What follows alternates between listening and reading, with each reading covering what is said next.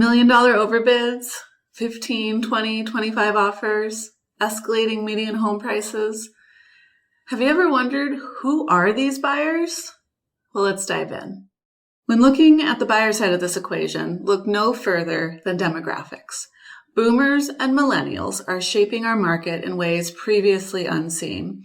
The two largest generations in American history are both in the market at the same time and in big numbers.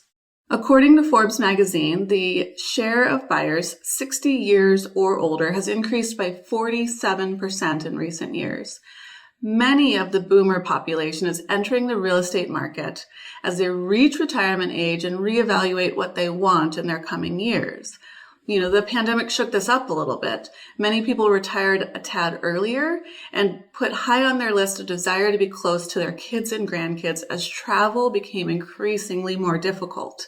In a National Association of Realtors survey, boomers ranked as the number one reason for buying a home was being close to family. In the inverse of that, the desire to move abroad or travel decreased significantly on that list. So why does that matter? The baby boomer generation holds the most amount of wealth out of any current generation. They have decades of appreciation in their homes, decades of investment growth, and many have inherited money from their parents. Combine that with the clarity regarding what they need and want in a home, and suddenly you have a generation with the means and the ability to pursue what they want aggressively.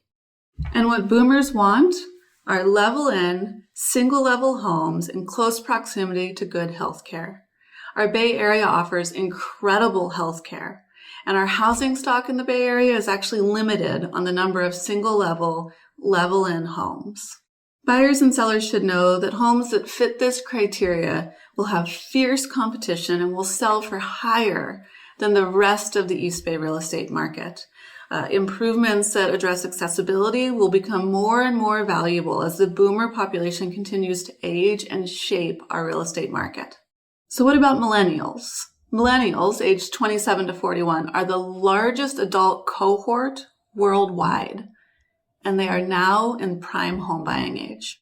What held the millennial market back from home ownership in previous years was the instability one experiences in the early years of their career, the need to remain nimble, high student loan debt, and a complete distrust of the financial markets.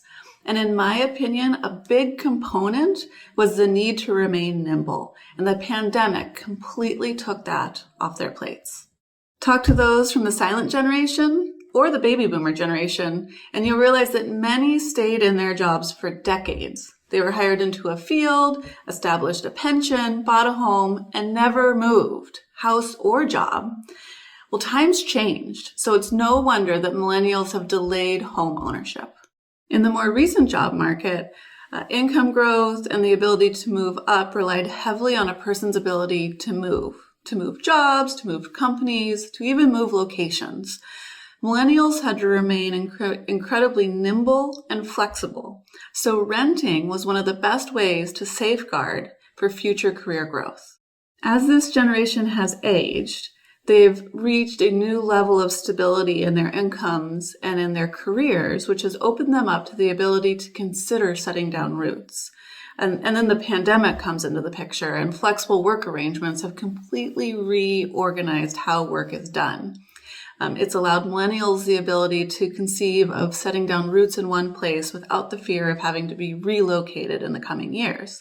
So think of that. A millennial can buy a home in El Cerrito, they can buy a home in Berkeley, they can buy a home in Oakland, and they can still pursue income growth and new jobs without the fear of having to relocate.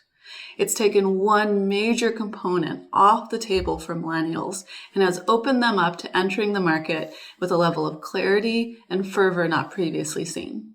Couple that clarity and that ability to set down roots with an exodus from more urban locations like San Francisco, and it's the perfect storm for the East Bay real estate market, and really for any other suburban or rural market that's hot right now.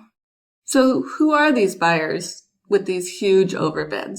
The reality is it boils down to demographics and clarity.